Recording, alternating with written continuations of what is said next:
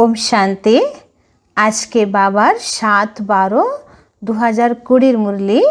आज के मुरलिर विशेष महाबाक्য बाबा बोलছেন, बच्चे তোমরা হচ্ছো আমার হারাধন, আমি 5000 বছর পরে তোমাদেরকে আমি পেয়েছি, তো তোমরা আমার খুব প্রিয়, তোমরা খুবই আমার লাডলে বাচ্চা, আমি তোমাদেরকে ভীষণ ভীষণ ভালোবাসি।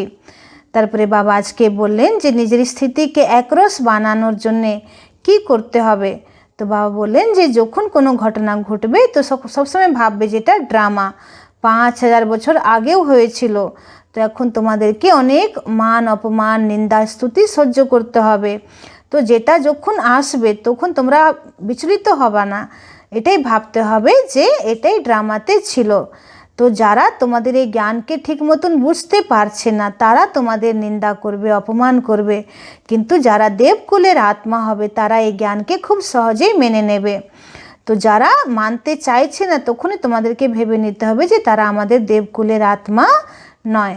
তারপরে বাবা বললেন যে তোমরা সত্য ত্রেতা দাপর কলি পার করে এখন সঙ্গম যুগে পৌঁছেছো। সত্যযুগ হচ্ছে গোল্ডেন এজ, ত্রেতা হচ্ছে সিলভার এজ, দাপর যুগ হচ্ছে কপার এজ, কলিযুগ হচ্ছে আয়রন এজ।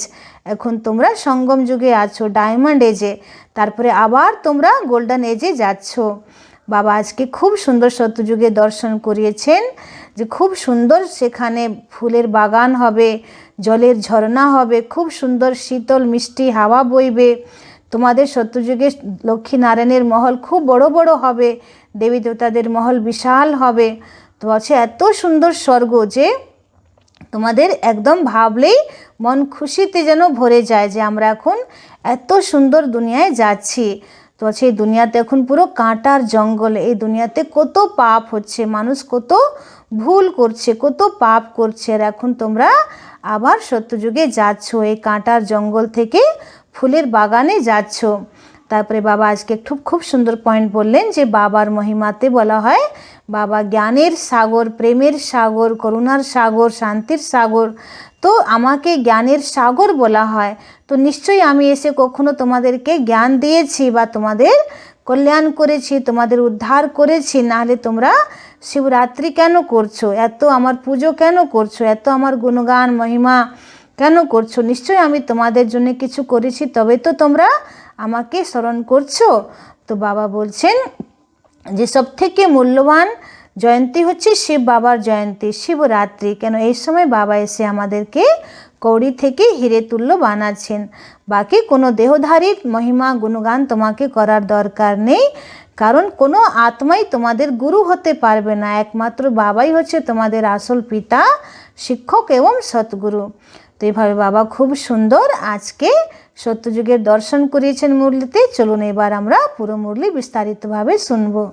मीठे बच्चे, तुम बहुत समय के बाद फिर से बाप से मिले हो, इसलिए तुम बहुत बहुत শিক্ষিলাদে हो।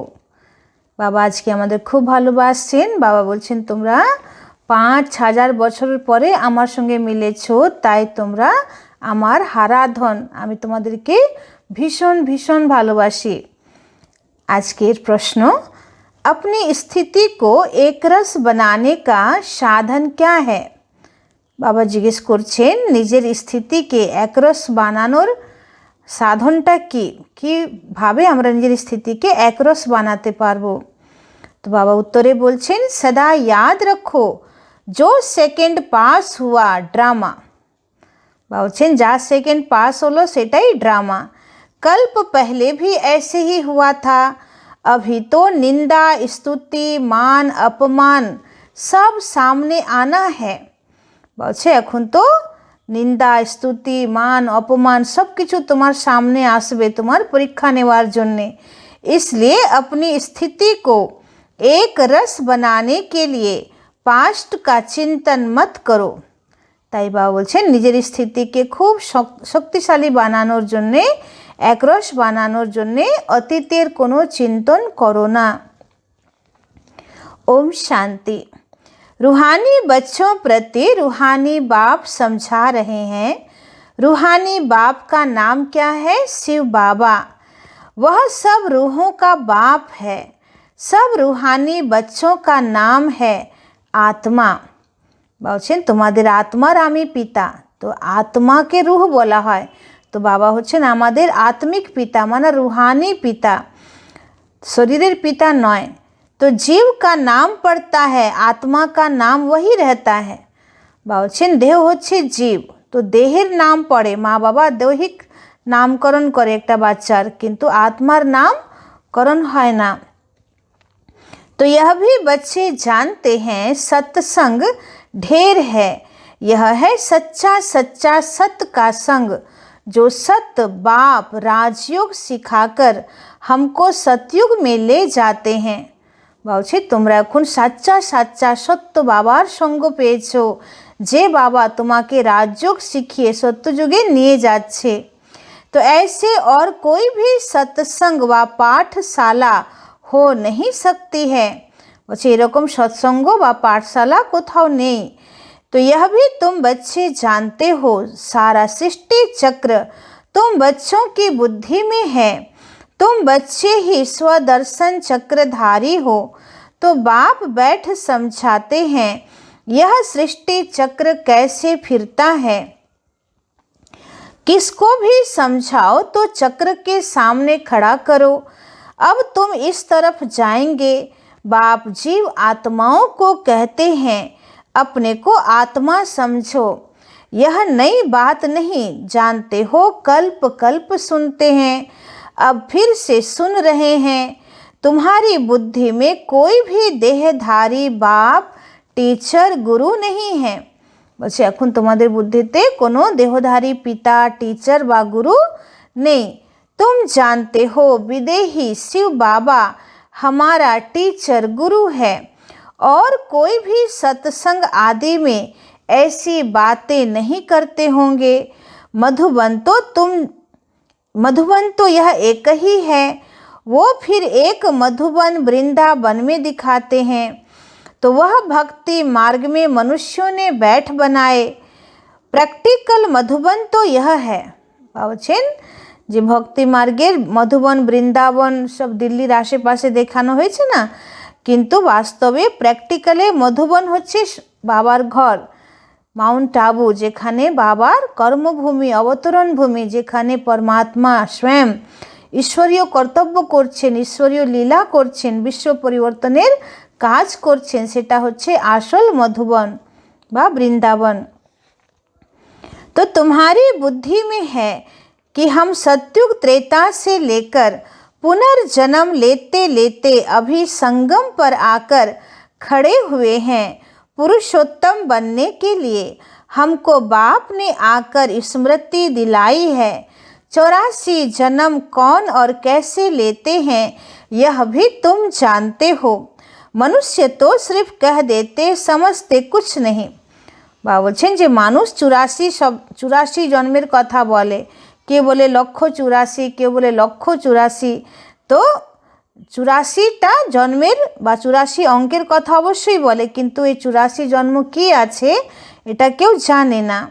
तो बाप अच्छी रीति समझाते हैं सतयुग में सतो प्रधान आत्माएं थी, शरीर भी सतो प्रधान थे। इस समय तो सतयुग नहीं है, यह है कलयुग।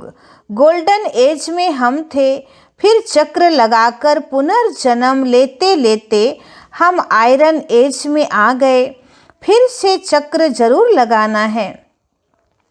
বলছেন তোমরা সত্যযুগে ছিলে, গোল্ডেন এজ, তারপরে সেখান থেকে ত্রেতা যুগে এলে সিলভার এজ, তারপরে দ্বাপর যুগে আসলে কপার এজ, তারপরে কলিযুগ আয়রন এজ, আবার এখন তোমরা গোল্ডেন এজে যাওয়ার জন্য পুরুষার্থ করছো। তো এখন সঙ্গম যুগে তোমরা দাঁড়িয়ে আছো, এটা হচ্ছে डायमंड एज।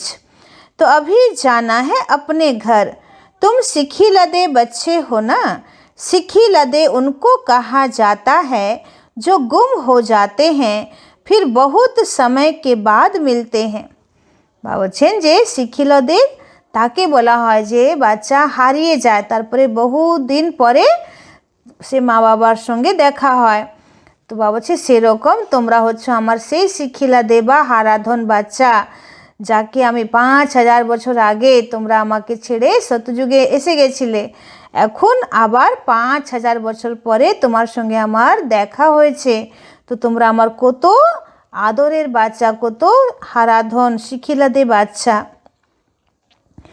तो तुम बच्चे ही जानते हो यह वही बाबा है जिसने 5000 वर्ष पहले इस सृष्टि चक्र का हमको ज्ञान दिया था, स्वदर्शन चक्रधारी बनाया था। अभी फिर से बाप आकर मिले हैं जन्म सिद्ध अधिकार देने के लिए। यहाँ बाप रियलाइज कराते हैं, इसमें आत्मा के 84 जन्मों की भी रियलाइजेशन आ जाती है। तो यह सब बाप बैठ समझाते हैं, जैसे 5000 वर्ष पहले भी समझाया था। मनुष्य को देवता या कंगाल को सिरताज बनाने के लिए। तुम समझते हो हमने 84 पुनर्जन्म लिए हैं।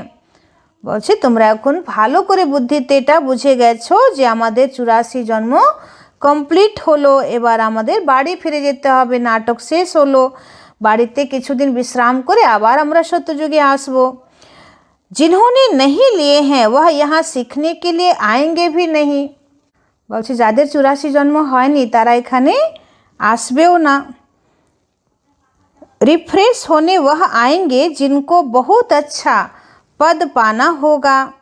कम पद वाले जास्ती पुरुषार्थ भी नहीं करेंगे। यह ज्ञान ऐसा है, थोड़ा भी पुरुषार्थ किया तो वह व्यर्थ नहीं जाएगा। বলছেন এই জ্ঞানটা এমনই জ্ঞান যে একটুখানি পুরুষার্থ করলেও এটা ব্যর্থ যাবে না। सजा खाकर आ जाएंगे। पुरुषार्थ अच्छा करते तो सजा भी कम होती। बच्चे भालो पुरुषार्थ करले शास्तियों कम पावा जावे।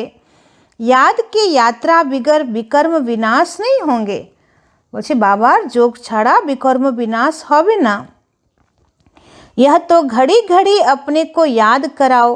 कोई भी मनुष्य मिले पहले तो उनको यह समझाना है, अपने को आत्मा समझो। বলছে যার সঙ্গে তোমার প্রথমে দেখা হবে তাকে এটা বোঝাও যে নিজেকে आत्मा भावो।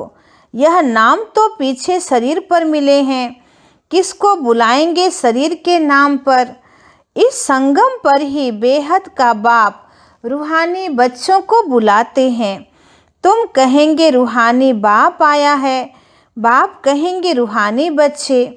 বা বলছে না এই সঙ্গম যুগেই আমি তোমাদেরকে রুহানি বাচ্চে বলে ডাকছি যে আমার কাছে আসো, আমার এই জ্ঞান শোনো, আমার সঙ্গে যোগ লাগাও, আমার শ্রীমতে চলো, পবিত্র হও।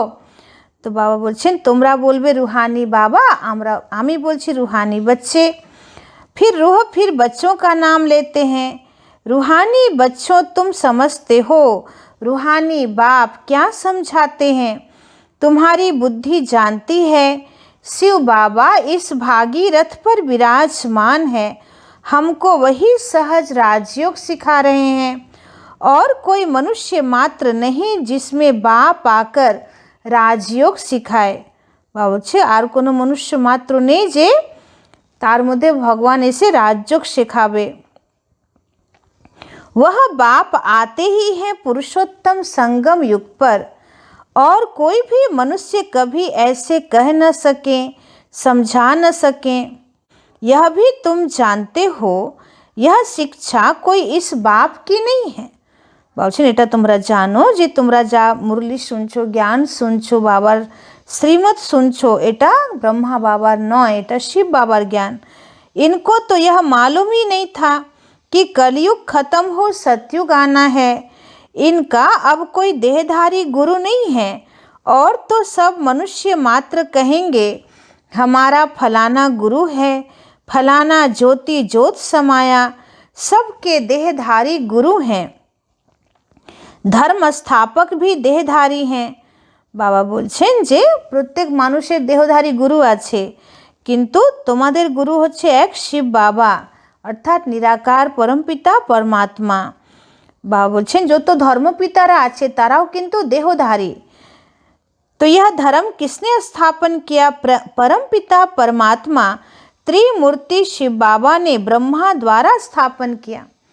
বলছে এক আদি সনাতন দেবী দেবতা ধর্ম যেটাকে শিব বাবা স্থাপন করেছেন প্রজাপিতা ব্রহ্মা বাবা দ্বারা সঙ্গম যুগে।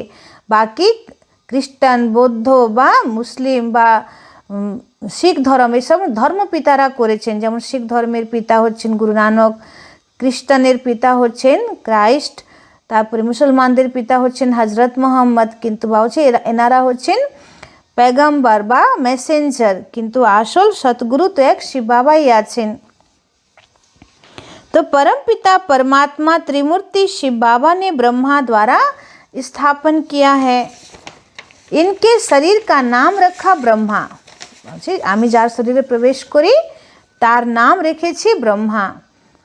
क्रिश्चियन लोग कहेंगे क्राइस्ट ने यह धर्म स्थापन किया, वह तो देहधारी है, चित्र भी है। इस धर्म के स्थापक का चित्र क्या दिखाएंगे?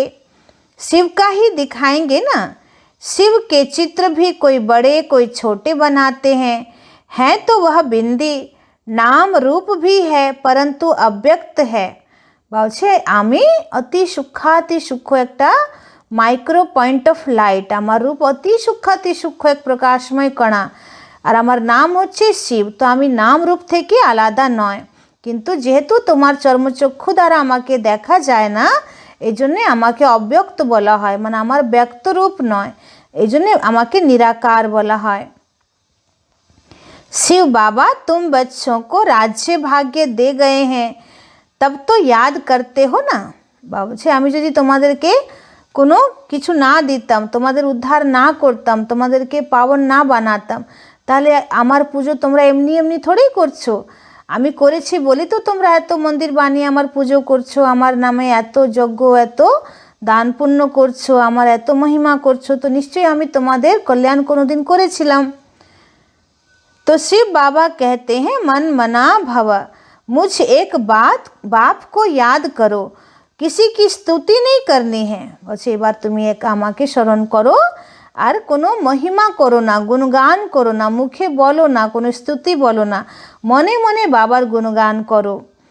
आत्मा की बुद्धि में कोई देह याद न आए, यह अच्छी रीति समझने की बात है।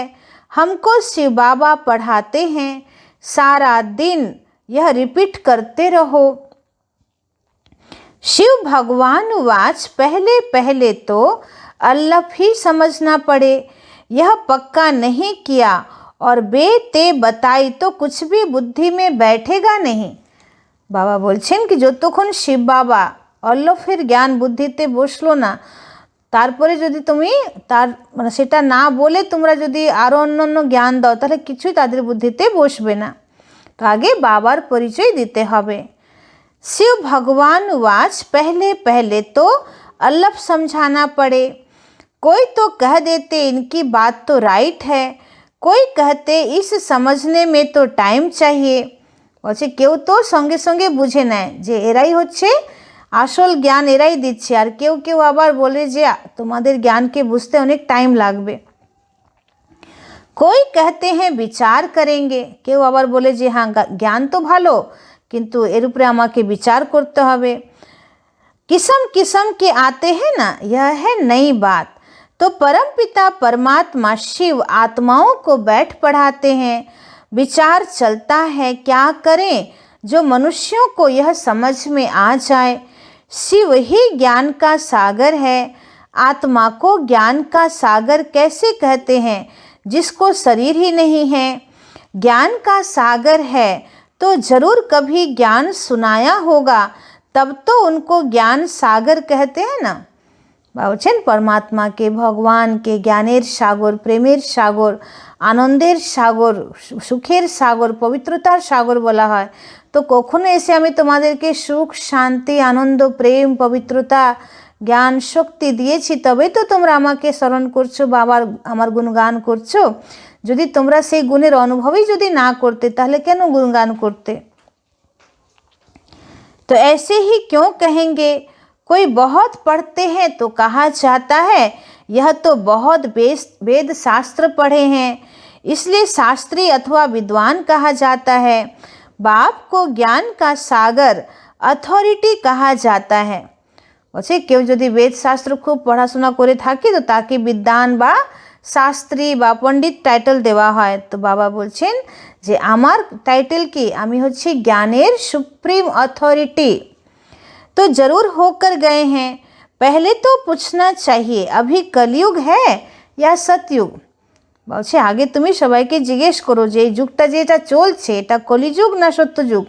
আর যদি এটা কলিযুগ হয় তাহলে কলিযুগের এটা প্রারম্ভকাল না মধ্যকাল না অন্তিমকাল।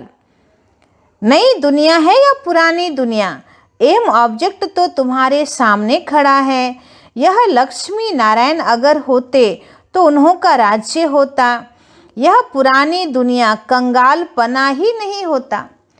বলছেন ভক্তদেরকে ভালো করে বোঝাও কি এখন যদি এই যুগে মানে সাক্ষাতে যদি লক্ষ্মীনারায়ণ পৃথিবীতে থাকতো তাহলে আজকে পৃথিবীতে এত দুঃখ অশান্তি দরিদ্রতা আসতো না। পুরো পৃথিবী বা বিশেষ করে ভারতবর্ষ সুখ সম্পত্তিতে ধনধান্যে পরিপূর্ণ থাকতো, এত কাঙ্গালপনা থাকতো না। तो अभी तो सिर्फ इन्हों के चित्र हैं, मंदिर में मॉडल्स दिखाते हैं, नहीं तो उन्हों के महल बगीचे आदि कितने बड़े बड़े होंगे। सिर्फ मंदिर में थोड़े ही रहते होंगे। प्रेसिडेंट का मकान कितना बड़ा है तो देवी देवताओं के महल भी कितने बड़े बड़े होंगे। বলছে যে যারা এখন লক্ষ্মী নারায়ণকে তোমরা মন্দিরে দেখছো তো কোনো সময় তো এদেরও নিজের মহল মাড়ি থাকবে না, সারা জীবন মন্দিরেই থাকবে। তো কখন এরা বাস্তবে ছিল যখন নিজের মহলে ওরা থাকতো। তো আজকে যদি একটা প্রেসিডেন্টেরা এত বড় বিশাল মহল হতে পারে তাহলে লক্ষ্মীনারায়ণের মহল কত বড় হবে, কত হিরে জওয়ারাত দিয়ে সাজানো থাকবে। তো এইসব নিয়ে কেউ বিচার করে না।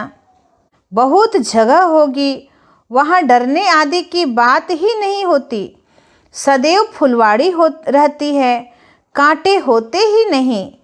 वह है ही बगीचा। बोले सत्ययुग फूलेर बागान, सेखाने कांटा থাকবেই না। वहाँ तो लकड़ियाँ आदि जलाते नहीं होंगे। বলছে সত্যযুগে কাঠগুলোকে পোড়ানো হবে না, যেমন আগেকার যুগে কাঠের উনুন হতো তো খুব ধোঁয়া বেরোতো, চোখে একদম জ্বালা হতো। लकड़ियों में धुआं होता है तो दुख फील होता है ना, वहाँ हम बहुत थोड़े टुकड़े में रहते हैं। বলছে এরকম তাহলে কাঠের উনুন থাকবে না যেখান থেকে ধোঁয়া বেরোবে আর চোখে লাগবে আর চোখে কষ্ট হবে, কেন সত্যযুগে তো কোনো দুঃখ থাকবেই না। তো ওখানে সোলার সিস্টেমে রান্না হবে, সোলার কুকারে রান্না হবে। वहाँ हम बहुत थोड़े टुकड़े में रहते हैं। বাবা বলছেন যে চারিদিকে সমুদ্র থাকবে, জমির অংশটা খুব অল্প থাকবে, সেখানে তোমাদের রাজত্ব হবে। तो पीछे वृद्धि को पाते जाते हैं, बहुत अच्छे अच्छे बगीचे होंगे, खुशबू आती रहेगी, जंगल होगा ही नहीं। বলছে শুধু ফুলের বাগান হবে, জঙ্গল থাকবেই না। तो अभी फीलिंग आती है, देखते तो नहीं हैं। বলছে এখন তোমরা ফিল করতে পারছো, চোখে দেখতে তো পারছো না। तुम ध्यान में बड़े बड़े महल आदि देख आते हो, वह तो यहाँ बना नहीं सकते। বলছে তোমরা সাক্ষাৎকারে বড় বড় মহল দেখেছো কিন্তু সেরকম মহল তো এখন তোমরা প্র্যাকটিক্যালি বানাতে পারবে না। साक्षात्कार हुआ फिर गुम हो जाएगा। साक्षात्कार किया है ना, राजाएं प्रिंस प्रिंसेज होंगे, बहुत रमणीक स्वर्ग होगा। বাবা পুরুষোত্তম যুগের দর্শন করাচ্ছেন যে খুবই সুন্দর স্বর্গ হবে। जैसे यहाँ मैसूर आदि रमणीक है ना, বাবা मैसूरকে মনে করছেন যে কত সুন্দর প্রাকৃতিক সৌন্দর্য, কত সুন্দর। तो ऐसे वहाँ बहुत अच्छी हवाएं लगती रहेंगी, पानी के झरने बहते रहते हैं। বলছে সত্যযুগের হাওয়াটা খুব শীতল এবং খুবই মিষ্টি এবং খুব সুগন্ধিত হবে এবং জলের খুব সুন্দর সুন্দর ঝরনা বইবে। आत्मा समझती है हम अच्छी अच्छी चीज़ें बनाएं, आत्मा को स्वर्ग तो याद आता है ना। তো এখন আমরা দেখি না ইন্টারনেটের মাধ্যমে কত সুন্দর সুন্দর ফুলের বাগান তৈরি হয়েছে। বা বলছি সব সত্যযুগের ঝলক আসছে, সত্যযুগের স্যাম্পল এখন কিছু কিছুটা দেখা যাচ্ছে, আবার সত্যযুগে আরও সুন্দর হবে। तो तुम बच्चों को रियलाइज होता है क्या क्या होगा, कहाँ हम रहते होंगे। इस समय यह स्मृति रहती है, चित्रों को देखने तुम कितने खुश नसीब हो, वहाँ दुख की कोई बात ही नहीं होगी। বলছে বারবার সত্যযুগের চিত্র দেখো এবং খুব খুশিতে থাকো যে আমরা এমন দুনিয়াতে এখন যাচ্ছি যেখানে কোনো রকম দুঃখ কষ্টের কোনো নাম চিহ্ন থাকবে না।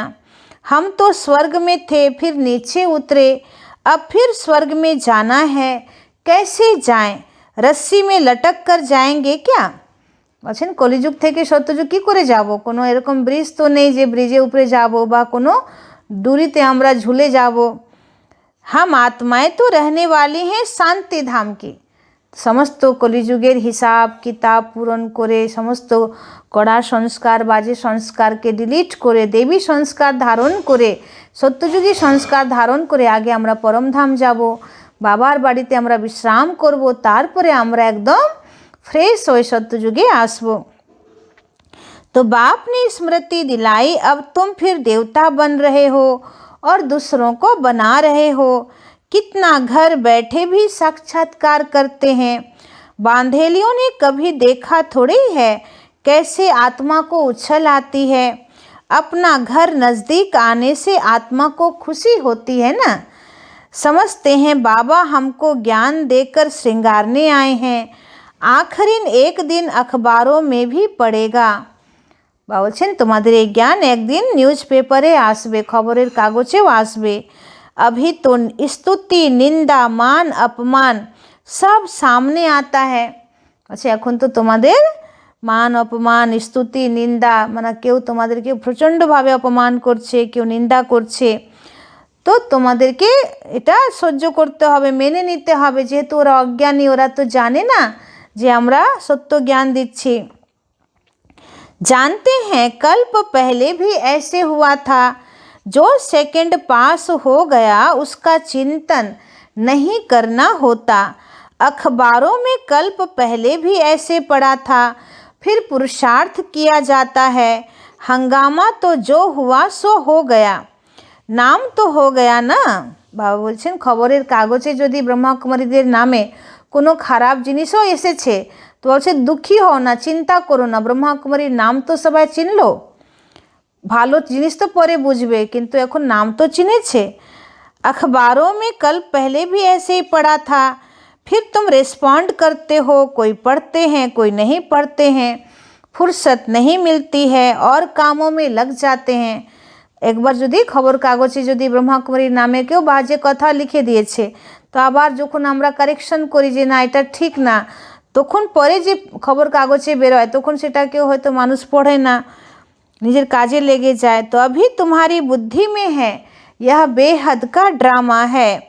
टिक टिक चलती रहती है फिर चक्र फिरता रहता है। एक सेकंड में जो पास हुआ फिर 5000 वर्ष बाद रिपीट होगा। जो हो गया सेकंड बाद ख्याल में आता है। यह भूल हो गई ड्रामा में नूंद गया। বলছে কোনো কিছু ভুল হয়ে গেলে পরে আমরা ভাবি যে এই ভুল তো ড্রামাতে ফিক্স হয়ে গেল আবার কল্প কল্প এই ভুলই হবে। तो कल्प पहले भी ऐसे ही भूल हुई थी पास्ट हो गई अब फिर आगे के लिए नहीं करेंगे पुरुषार्थ करते रहते हैं। तो বাবা বলছেন যে যখন কোনো ভুল হয়ে যাচ্ছে তখন ভাবো এটা ড্রামা 5000 বছর আগেও হয়েছিল তাই হলো তো এখন আবার অ্যালার্ট থাকো যাতে আবার ওই ভুল না হয়। पुरुषार्थ करते रहते हैं तुमको समझाया जाता है घड़ी घड़ी यह भूल अच्छी नहीं है यह कर्म अच्छा नहीं है दिल खाती होगी हमसे यह खराब काम हुआ। बाप समझा नहीं देते ऐसे नहीं करो किसी को दुख होगा मना की जाती है। बाप बतला देते हैं यह काम नहीं करना बिगर पूछे कोई चीज़ उठाना इसको चोरी कहा जाता है। বলছেন কাউকে না জিজ্ঞেস করে কোনো জিনিস তোলা এটাকে চুরি বলা হয় তো এরকম কাজ করো না। তো বলছে এসব ভুল করলে কি হবে বারবার তোমার মন গ্লানিতে ভরে যাবে যে কেন আমি এসব কাজ করলাম তো এটাতে সকলের দোয়াও পাওয়া যাবে না তোমার পুণ্যের খাতা তো জমা হবেই না পাপের খাতা জমা হবে তখন তোমার মন সবসময় ভারী থাকবে। ऐसे काम मत करो कड़वा मत बोलो आजकल दुनिया देखो कैसी है। कोई नौकर पर गुस्सा किया तो वह भी दुश्मनी करने लग पड़ते हैं।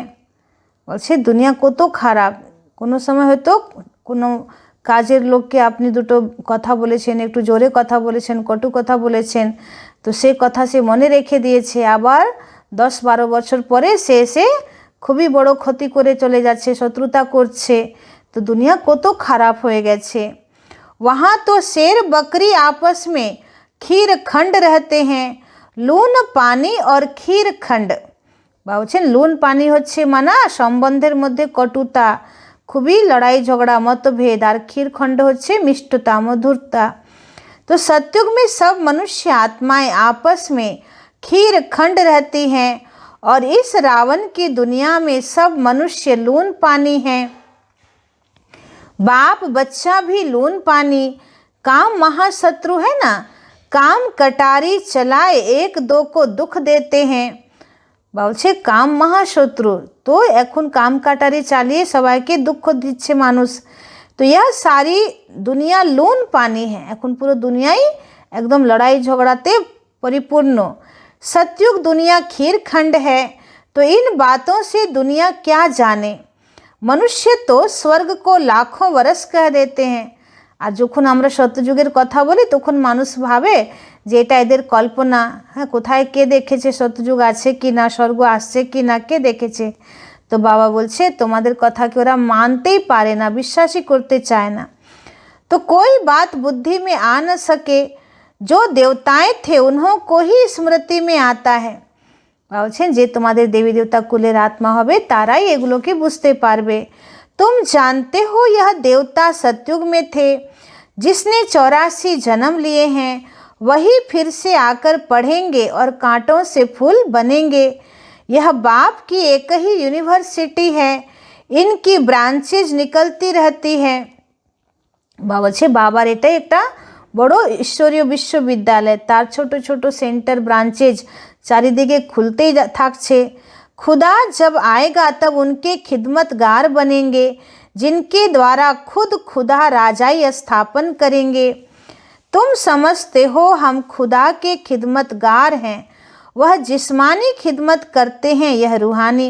बाबा বলছেন যে তোমরা খুব সংকল্প করেছিলে এরকম যে বাবা তুমি যখন আসবে ধরাধামে তো আমরা একমাত্র তোমার কথাই শুনবো এবং তোমার জন্য নিজের জীবনকে অর্পণ করে দেব তোমার সেবাতে। তো বাবা বলছেন এখন যে বাচ্চারা দিন রাত আমার সেবা করতে থাকে তারাই হচ্ছে আসল আমার খিদমতগার সেবাধারী বাচ্চারা।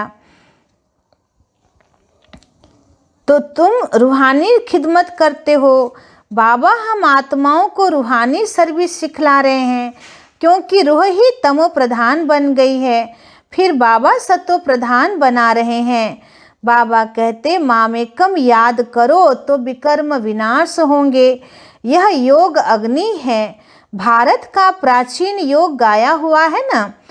आर्टिफिशियल योग तो बहुत हो गए हैं, इसलिए बाबा कहते याद की यात्रा कहना ठीक है। বলছেন ভারতবর্ষের আসল যোগ হচ্ছে রাজযোগ, কিন্তু এই রাজযোগের নামে এখন ভারতবর্ষে অনেক যোগ আশ্রম খুলে গেছে আর বিভিন্ন রকম গুরু বিভিন্ন রকম যোগ শেখাচ্ছে। তো এই জন্যে বাবা বলছে তোমরা আর যোগ শব্দ বলো না, তোমরা বলো বাবাকে याद করছি আমরা। तो शिव बाबा को याद करते करते तुम शिवपुरी में चले जाएंगे।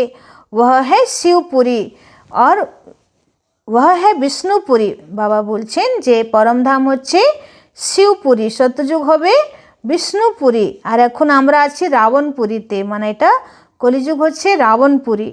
বিষ্ণুপুরী কে পিছে है রামপুরী। আবার সত্যযুগের পরে আসবে ত্রেতা যুগ, সেটা হবে রামপুরী, মানা রাজা রামের রাজত্ব হবে, চন্দ্রবংশ राजा रामेर राजत्व। तो सूर्यवंशी के बाद चंद्रवंशी हैं, यह तो कॉमन बात है। आधा कल्प सत्युग त्रेता, आधा कल्प द्वापर कलयुग। अभी तुम संगम पर हो, यह भी सिर्फ तुम जानते हो। जो अच्छी रीति धारणा करते हैं वह दूसरों को भी समझाते हैं। हम पुरुषोत्तम संगम युग पर हैं। यह किसी की बुद्धि में याद रहे तो भी सारा ड्रामा बुद्धि में आ जाए, परंतु कलयुगी देह के संबंधी आदि याद आते रहते हैं। বাবা বলছেন যে যদি পুরুষোত্তম সঙ্গম যুগের কথাও যদি মনে থাকে তাহলে পুরো কালচক্র মনে চলে আসবে, কিন্তু অনেক বাচ্চারা আছে যারা বাবার জ্ঞানের মনন চিন্তন করে না, সাংসারিক গল্প সাংসারিক দেহধারীদের কথাই মনে পড়ে থাকে।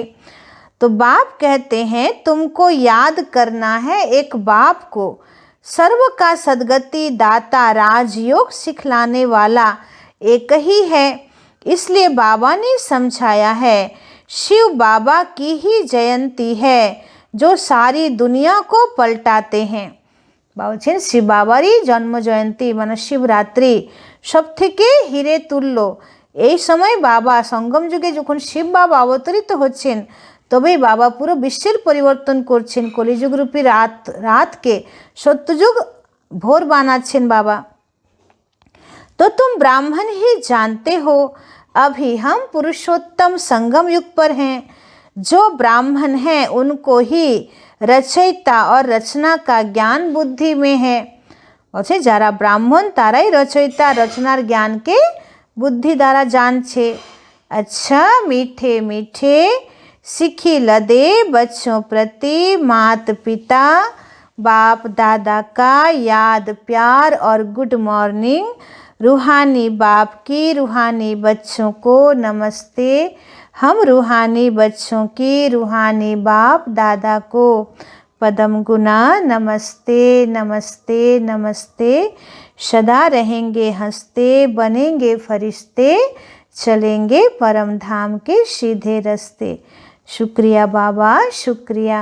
धारणार मुख्य सार 1 नंबर पॉइंट, कोई भी ऐसा कर्म नहीं करना है जिससे किसी को दुख हो।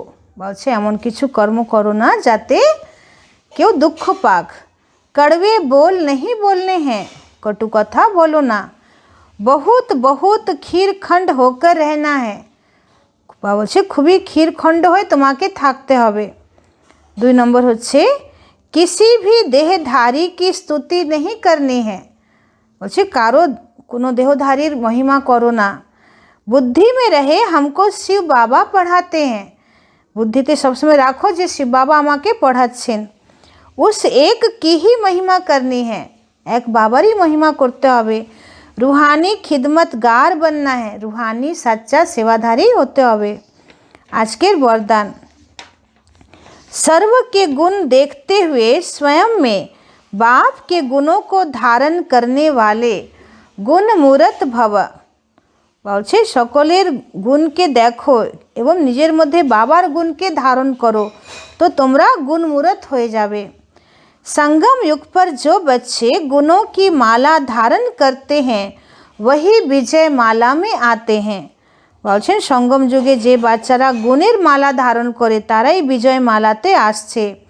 इसलिए होली हंस बन सर्व के गुणों को देखो। বলছে হোলি হাঁস হয়ে সকলের गुणके देखो, एक बाप के गुणों को स्वयं में धारण करो। यह गुण माला सभी के गले में पड़ी हुई हो। বলছে সকলের গুণ দেখো আর বাবার গুণকে ধারণ করো, বাবার গুণের মালা যেন তোমার গলায় পড়ে থাকে। जो जितने बाप के गुण स्वयं में धारण करते हैं उनके गले में उतनी बड़ी माला पड़ती है। যে বাবার যত গুণকে নিজের মধ্যে ধারণ করতে পারবে তার গলায় তত বড় মালা পড়বে। गुण माला को सिमरन करने से स्वयं भी गुणमूर्त बन जाते हैं। বলছে गुणमालाকে सिमरन করলে নিজেরাও আমরা गुणमूर्त হয়ে যাব। इसी की यादगार में देवताओं और शक्तियों के गले में माला दिखाते हैं। বলছে এখন আমরা বাবার গুণকে ধারণ করে গুণমালা বানিয়েছি, গুণমূর্ত হয়েছি। এই জন্যে ভক্তি মার্গে দেবী দেবতাদের গলায় বা দেবীদের গলায় খুব বড় বড় মালা দেখানো হয়। এটা এখন সঙ্গম যুগেরই यादगार যে আমরা বাবার গুণকে ধারণ করে गुणमूर्त হয়েছি। स्लोगन, साक्षीपन की स्थिति ही यथार्थ निर्णय का तख्त है। বাবা বলছেন যদি তুমি সঠিক নির্ণয় নিতে চাও, যে কোনো পরিস্থিতিতে সঠিক নির্ণয় যদি নিতে চাও তাহলে সাক্ষী দৃষ্টা হয়ে যাও, সাক্ষীপনের সিটে বসে যাও, নিউট্রাল, কোনো দিকে তোমার বুদ্ধি যেন না ঝুঁকে, একদম সাক্ষী হয়ে নিউট্রাল হয় ডিসিশন নাও, তবে সঠিক ডিসিশন আসবে। ओम शांति।